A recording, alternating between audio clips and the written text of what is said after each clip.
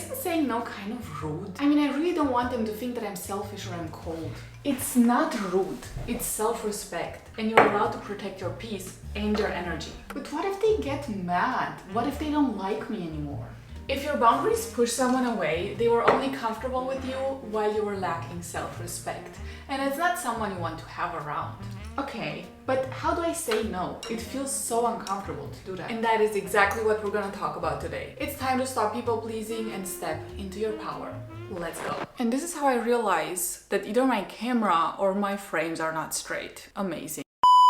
If you're the type of person who always says yes, always tries to be chill, and who feels physically uncomfortable when someone is upset with her, then this video is for you. I used to be the same, and I learned a lot by recovering from people-pleasing tendencies. I used to change the way that I acted around people so that they would feel more comfortable with me, even if maybe I actually didn't even like them. I used to always apologize, always take the blame on myself, and I was always the emotional sponge for everyone else's chaos, yet no one was asking how I was doing. And that's when I realized people-pleasing is not kindness and it's not a character trait. It is fear and it is a survival instinct. And boundaries are necessary. They're not something that only annoying people or rude people have. They are standards, and it is good to have standards because standards is how you protect your peace, your time, and your health. So in this video, we will talk about why we people please, what boundaries are and how to set them, how to rewire your mindset so you feel comfortable setting boundaries and not people pleasing anymore, some feminine ways to stop people pleasing and to set boundaries, and how to actually apply all of this in your real life. The chapters are down below so you can skip ahead if you want, but I do recommend watching the whole video. You might learn something. The reason why we people please often comes from childhood. And honestly, I feel like sadly, a lot of people grew up with this idea that they're only loved if they behave in a certain way, if they are there for someone else, if they are a helpful kid around the house, or like they're taking care of their siblings. Regardless of where this comes from, it often manifests itself as a fear of rejection, a fear of abandonment, like thinking if I don't do this, if I don't behave in a certain way, I'm gonna be all alone and my parents are not, my siblings are not gonna like me anymore, or I'm not gonna be valuable to my family anymore. And then you can also start thinking like this about your friends or your partners. Also, another sign is that you link your self-worth to being useful. So you have the feeling that if you don't help your friends and you're not always there for them and you're not always available to them, then they're not gonna like you anymore. And of course, again, this also goes for like family or partners. This can happen in any relationship with another person. Also, a very specific thing is if you grew up being praised for being good. So for instance, if you got good grades in school and then your parents would always tell everyone like, oh, my daughter has really good grades, like look at her, she's doing amazing. Or I mean, same can go for like sports,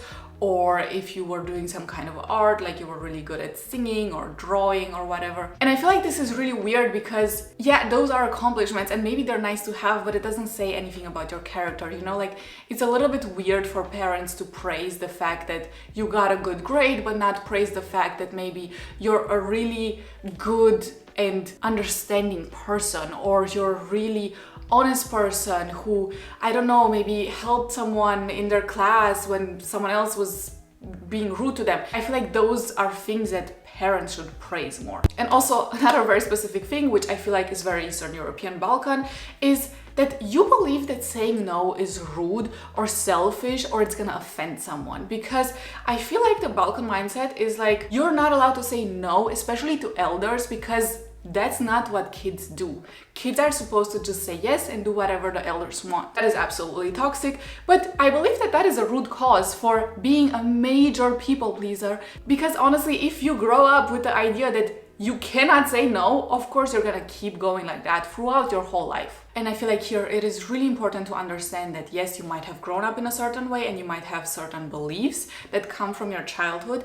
That is fine, but you can change these things. And you deserve to change them. You deserve to put in the work for yourself to give yourself a better life, a healthier mindset, and to be able to be happier in everyday situations. So if, for instance, you're always feeling drained after social situations, but you keep going to those things because you don't want to say no, that is not a sign that you're too sensitive, that there's something wrong with you. It might be just because you're overwhelmed, you're giving too much of yourself to people who don't know what to do with it, to people who might take advantage of you and of your time and your energy. If you overthink every single conversation, you always rehearse conversations before you go and meet someone, especially when these are people who you see as better than you. Maybe they're older than you, maybe they have like a higher social standing. Honestly, that might seem like the correct thing to do because that's what you were taught as a child, but that doesn't mean that you're being nice and considerate. It only means that you are putting yourself last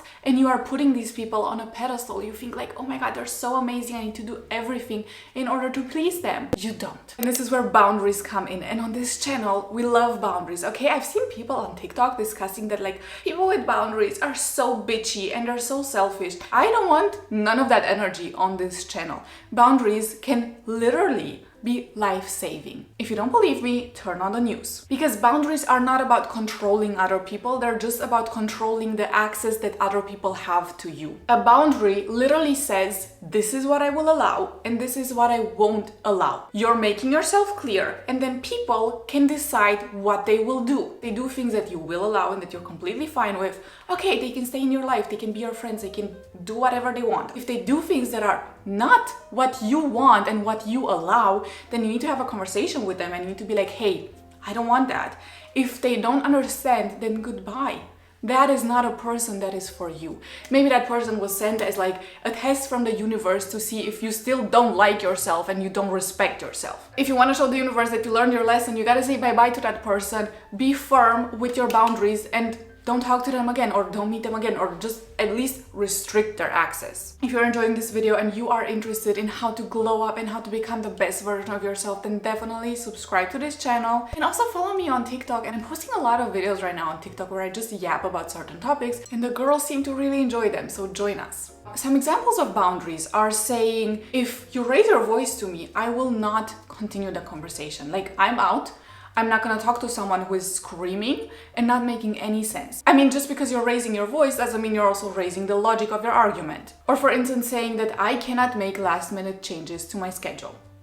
That is an absolutely fine argument. You also don't need to keep over-explaining yourself. Also saying, look, I'm not gonna explain the same thing twice. If you say something very clearly, you have a conversation with someone and then that person goes and completely ignores everything that you've been talking about. That is not a you problem, okay? You've made yourself heard. Also saying, for instance, that you're not available or you're not there to fix things that you didn't break. This can be a really good boundary to set when you're at work, for instance, or also maybe in some families this might be necessary because it is not your responsibility to take care of things that other people break, especially if they break these things intentionally or just because they are never paying attention, because they're always doing the bare minimum. So for instance, if you have a coworker who always does a really bad job, that might not be your responsibility to fix, and you should be clear on that. This is how you're gonna know in which parts of your life to set boundaries and how to set these boundaries. I would do this in 4 easy steps. First of all, you need to notice where you're resentful. What areas of your life you feel like are really annoying you, are really pissing you off. Because honestly, I think we all have some areas where it's just like, I cannot believe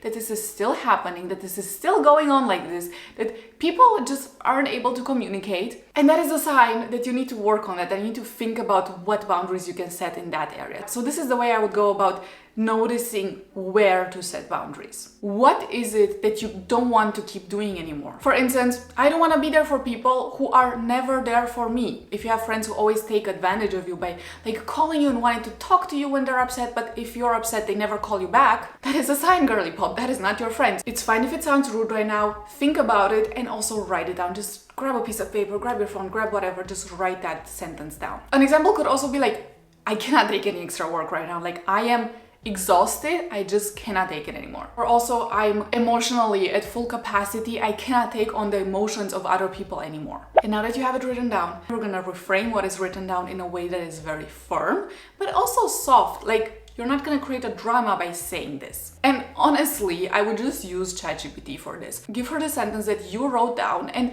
ask her to like create a list of 10 possible sentences you can say to clearly set this boundary. And this might sound something like, I understand that you're frustrated, but right now I also cannot deal with this. Once you have that sentence, learn it like a script. If someone is trying to step over your boundary, just firmly and nicely say that sentence. And don't keep on going over explaining and say like, yeah, because of this and because of that. No, you've said enough. Say what you have to say and then stop. Let them react. And this is where step 4 comes in, because they might not like it. I'm gonna be completely honest, just because you have boundaries doesn't mean that other people are always gonna respect them. That is fine, that is completely normal. And I might just add that a lot of people get triggered, especially when other people have boundaries, because now they cannot manipulate you that easy. Now they have to go find another victim. Now they have to deal with their own stuff and fix their own problems. Just because you're mad doesn't mean that you are wrong for setting a boundary. Their reaction is not your responsibility. Keep that in mind. And if someone is trying to like argue with you and make you feel guilty, then just say, hey, this is my boundary. I've informed you. I'm not willing to change it. This is how it's gonna be. Be very firm and don't let people get a reaction out of you. Like, don't let them make you mad because they're not respecting your boundary. Just literally like put up a wall if they're trying to argue. Just say, no, this is my boundary. Look, I don't care if you're listening or not. This is what I said. You deal with it, not my problem. Especially if you've been people pleasing for a very long time or you've never had real boundaries before, you might feel very guilty for setting them. And I just want to say that is completely normal. It doesn't mean that what you're doing is wrong. Of course, it's gonna feel guilty because your whole life you've had this impression that you need to be available for other people and it's not fair to put yourself first and that you're only worth it if you're always there to help other people. That is not true. If you feel guilty, don't let that guilt convince you to step back and to ignore your boundary and to let people disrespect you again and to let people back in, people that are not nice back in, clearly. Guilt in this situation is just a sign that you're doing something different. You're doing something that you're not used to, and of course that feels difficult in the moment. But trust me and trust yourself on this. Just go through with it, set your boundaries, keep reinforcing your boundaries if you need to, okay? Don't let people guilt trip you, and after some time you will notice that you have done the right thing. This is really a long-term thing. You're probably not gonna have results after the first day, but think about this long-term, okay? And every single time you feel awkward setting a boundary, you feel awkward saying no, and you feel like you're disappointing them and yourself and your whole ancestry, just think about the fact that if you keep saying yes, you're just making your life harder in the future. Because at some point it's gonna come to a breaking point. You're gonna have to step back at some point because you cannot live your whole life living for other people. You cannot keep saying yes to other people your whole life. At some point you gotta choose yourself. And it's gonna be easier if you do it right now than if you do it in 10 or 20 years. Because you're just letting people get more and more used to you being okay with being disrespected. If you keep delaying setting boundaries and stopping people pleasing, doing it now is way easier than doing it tomorrow. So every single time you say no to something and you set a boundary and you're firm on that, you're making your future life easier. It is a long-term thing and you need to think about it like that. Remember that boundaries are not something rude. You are not attacking anyone. You are not making their life hell. You are like, don't let them guilt trip you, okay? You are not doing anything bad. You are just teaching people how to treat you. Think about it like literally creating a door, okay? And the people who can walk through that door are only the people who are willing to treat you the way you want to be treated.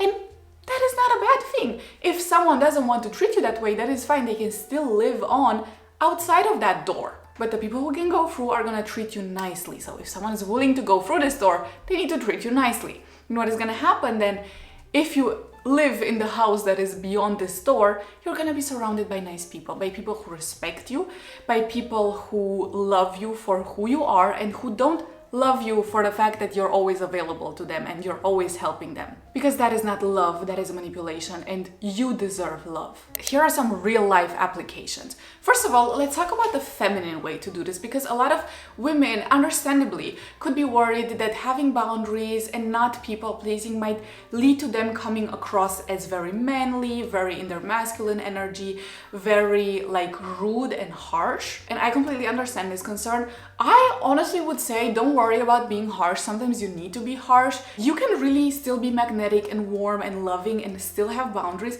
And I feel like that makes you even more magnetic. If people don't have constant access to you, that makes you even better energetically. So what I would often do if you're having, let's say, an argument and it's kind of getting out of hand and you're not really talking nicely to each other anymore. Maybe someone is raising their voice. We don't want that. Maybe people are not really making sense. I would just say, hey, I understand you, but let's come back to this once things settle down. Like, I would rather take a moment and come back to this than continue arguing right now and then just walk away. Like, genuinely just walk away. Especially in dating, this is a really good phrase you can use, and this is perfect for when you are dating someone who doesn't want to commit, but you want to commit and you want someone who's serious about you. Then just say, I'm not available for that, but I hope you find what you want. Clear as day. You're just wishing them the best and sending them off in a nice way. If someone is trying to convince you to do something that it just feels icky to you, just say, like, this doesn't feel aligned to me right now. It doesn't feel good to me. I don't want to do it. I'm not comfortable with doing this. That's all. If you're overwhelmed with work and maybe your manager keeps giving you more and more stuff to work on, in those situations, it's really important to set a boundary. So I would just say, I cannot take on this additional project with my current workload. What can we shift? Or what can we prioritize? Can I give this other project to someone else? Try to meet the other person in the middle. Don't let them cross your boundary and try to be a bit nice to them. Like, offer them some solutions. Also, another one for dating is when someone is being really inconsistent and they're clearly trying to manipulate you by doing the hot and cold thing. Just tell them, I'm not okay with inconsistency. It's not what I want. And tell them, if you cannot be consistent, I will move on. That is very fair. There's nothing I dislike more than people who are inconsistent. People who are like love bombing you one day and then the next day they pretend you don't exist. Or maybe what I've also seen is boyfriends. Like, this was a genuine relationship where he was really nice with her through text messages and when they were like alone and stuff. But then when they would go out with his friends, he would pretend she didn't exist. Excuse me, what the fuck? Anyway, in that case, just say, I'm not okay with inconsistency. You can fuck off. No, I'm joking. Use the phrase that I gave you earlier. And for the friend who only calls you when she needs something from you, when she needs to like vent for 2 hours, just say, hey, I love you, but I cannot right now. I'm at full capacity. I'll talk to you another time. People pleasing is just a survival strategy that you pick up in order to stay safe and to stay liked. But it might be holding you back, and you need to understand that having boundaries doesn't make you rude. It actually makes you more deserving of respect. Please remember that you do not owe anyone access to you, especially if it is draining you and it is making you feel worse and it is genuinely just making you an unhappy person. They don't deserve to have access to you in this case. So I hope that after this video, the version of you who says yes to everyone and pleases everyone or tries to please everyone is absolutely gone. She's like, so please go out there and be an absolute menace to society and reinforce your boundaries and stand up for yourself, and I'll see you in my next video. Bye bye.